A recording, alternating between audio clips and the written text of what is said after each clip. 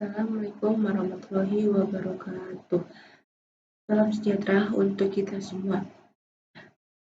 Puji syukur kepada Tuhan Yang Maha Esa karena telah memberikan kita semua kesehatan pada saat ini. Yang terhormat kepada dosen pengampu DNS Mutajuddin Deni Eskom Mkom. Yang terhormat juga kepada teman-teman yang saya cintai kelas TI 20A1. Tak kenal maka tak sayang. Maka sebab itu, saya akan memperkenalkan diri. Nama saya Riris Nomi Gurning dengan NIM 312010190. Saat ini, saya akan mempresentasikan tentang e-commerce, di mana tahun 1970-an dengan adanya inovasi semacam Electronic Fund Transfer EFT saat itu tingkat aplikasinya masih terbatas pada perusahaan-perusahaan besar, lembaga keuangan, dan segelintir perusahaan kecil yang nekat.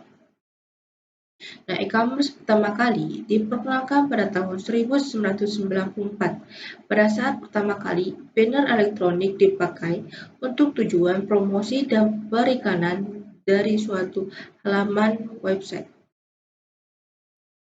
Di mana menurut riset Forrester, perdagangan elektronik menghasilkan penjualan seharga 12,2 miliar dolar pada tahun 2003. Nah, menurut laporan yang lain pada bulan Oktober 2006 yang lalu, pendapatan retail online yang bersifat non-travel di Amerika Serikat diramalkan akan mencapai 1,4 triliun dolar US pada tahun 2011.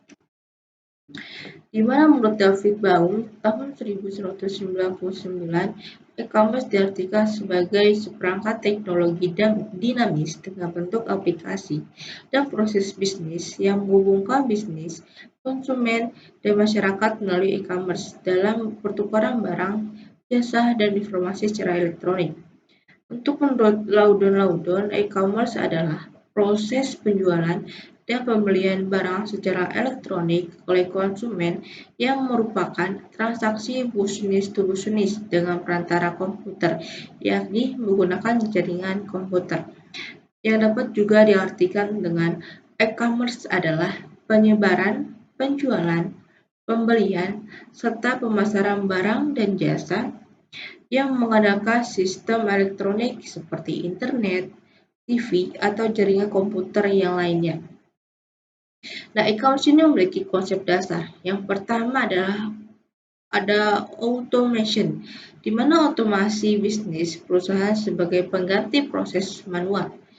Konsep ini bisa dibilang dengan enterprise resource planning. Yang kedua ada streamlining atau integration, di mana proses terintegrasi untuk mencapai hasil yang efisien dan efektif. Konsep ini bisa dibilang just in time. Konsep selanjutnya, publishing. Kemudahan berkomunikasi dan berpromosi untuk produk dan jasa yang diperdagangkan. Ini tuh bisa dibilang konsep elektronik katalogi. Konsep selanjutnya ada interaction, di mana pertukaran informasi atau data antar pelaku bisnis dengan meminimalisasikan human error, atau bisa dibilang konsep electronic data interchange. Untuk konsep dasar untuk kelima atau yang terakhir adalah transaction, kesepakatan dua pelaku bisnis untuk bertransaksi dengan melibatkan institusi lain sebagai fungsi pembayaran, atau itu dibilang konsep electronic payment. Selanjutnya ada jenis-jenis e-commerce, di mana pertama ini ada business to business, B2B. Jenis e-commerce di mana satu perusahaan menjual produk atau layanan ke perusahaan lain. Jadi ini perusahaan antar perusahaan. Contohnya, Electronic City menjual perlengkapan kantor dan rumah tangga elektronik. Ada juga Ralali menjual peralatan kantor, rumah tangga, peralatan industri, restoran, dan pertanian. Yang kedua ada business to customer B2C, jenis e-commerce di mana sebuah perusahaan menjual produk kepada konsumen. Itu hubungannya perusahaan dengan konsumen. Contohnya, Lazada menyediakan fashion, aksesoris, kosmetik, dan elektronik pribadi. Ada juga Blibli, hampir serupa dengan e-commerce Lazada, tetapi juga menjual furnitur, perlengkapan anak-anak, dan perlengkapan olahraga. Nah, jenis ketiga ini adalah customer to customer C2C, jenis e-commerce di mana konsumen menjual produk pada konsumen lain.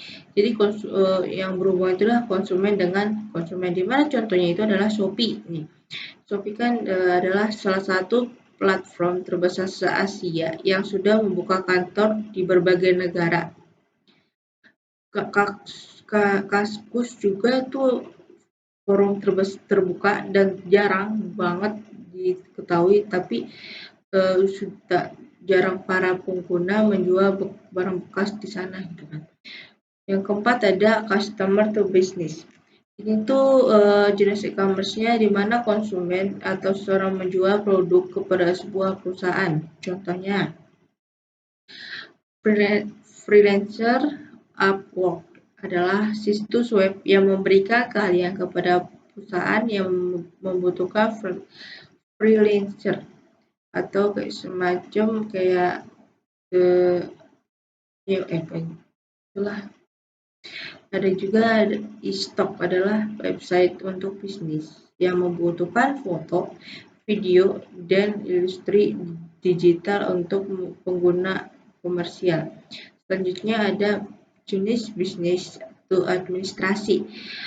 Jenis e-commerce di mana satu perusahaan menjual produk atau layanan ke instansi pemerintah. Contohnya, Plue adalah situs yang menyediakan perangkat lunak untuk pendukung bisnis dan lembaga pemerintah seperti sistem manajemen, kendaraan, dan aplikasi analitik. Yang terakhir ini ada jenis dari customer to administrasi C2A, di mana e-commerce ini seseorang menjual produk atau jasa kepada pemerintah. Nah, contohnya C2A melibatkan transaksi antara konsumen atau individu dengan administrasi publik, contohnya BPJS, kesehatan, terus ada pajak juga kan. Selanjutnya ada perkembangan e-commerce di Indonesia. Yaitu di Indonesia ini dari kulturnya ya, masyarakat Indonesia yang masih terbiasa dengan berbelanja dengan katalog, masih harus terlihat secara fisik atau memegang barang yang akan dijual, masih senang menawar harga. Terus yang kedua dari kepercayaan. Jadi kepercayaan itu dari penjual dan pembeli masih tipis kepercayaannya. Yang kedua ada kepercayaan kepada pembayaran elektronik masih kurang, penggunaan masih jarang. Nah, di sini terdapat dampak positif e-commerce, di mana muncul aliran penghasilan baru yang mungkin lebih menjanjikan yang tidak ada pada sistem jual beli dengan cara tradisional. E-commerce memberikan peluang untuk meningkatkan market exposure. Selanjutnya ada berpotensi untuk memperluas jangkauan secara global atau bisa dibilang global reach. Dampak positif selanjutnya ada kesempatan untuk mengurangi biaya operasional atau operating cost.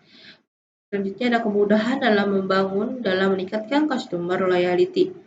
Ada meningkatkan mata rantai pendapatan dan membantu mempersingkat waktu produksi, dapat meningkatkan manajemen. Nah, sini terdapat dampak negatif. Di mana dampak negatif e-commerce yang pertama itu potensi terjadinya penipuan di mana seseorang kehilangan dari segi finansial karena kecurangan pihak lain. Karena banyak sekali penjual yang kecurangan gitu. Dia menjual suatu barang, tetapi dia tidak mengirim barang tersebut gitu, malah mengirimkan barang lain. Ada juga malah di dalam sebuah tempat pengiriman itu kosong gitu, tidak ada barang. Yang selanjutnya itu kemungkinan terjadinya pencurian data dan informasi rahasia dan berharga yang dapat mengakibatkan kerugian besar kepada korban.